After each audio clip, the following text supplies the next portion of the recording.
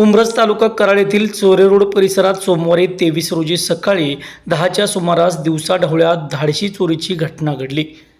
येथील श्री वाग्देवी ज्वेलर्स या दुकानाचे मालक गणेश यादव चोरेकर यांची दागिन्यांची भरलेली बॅग अज्ञात चोरट्याने लंपास केल्याने व्यापारी वर्गात एकच खळबळ उडाली आहे।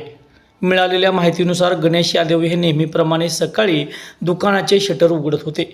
त्यावेळी एका कुलपामध्ये मेण भरल्याचे त्यांच्या लक्षात आले। त्यामुळे कुलूप उघडण्यास विलंब होत असतानाच त्यांनी शेजारी हाताजवळ ठेवलेली दागिन्यांची बॅग अज्ञात चोरट्याने क्षणात पळवली। संबंधित चोरटा दुचाकीवरून भरधाव वेगाने पसार झाला। सदर बॅगेत सुमारे 2.5 लाखांची रोकड, 8 तोळे सोन्याचे दागिने आणि सुमारे 5 किलो चांदी असा मोठा ऐवज असल्याचे समजते। गणेश यादवने तात्काळ चोरट्याचा पाठलाग केला, मात्र तो वेगाने निसटला। घटनेची माहिती मिळताच उंब्रज पोलीस ठाण्याचे उपनिरीक्षक रमेश ठाणेकर व पोलीस पथक घटनास्थळी दाखल झाले। श्वान पथकालाही पाचारण करण्यात आले असून परिसरात सीसीटीव्ही फुटेजची तपासणी सुरू आहे। प्राथमिक अंदाजानुसार चोरट्याने पूर्वनियोजन करून रेकी केल्यानंतरच हा डल्ला मारल्याची शक्यता वर्तवण्यात येत आहे।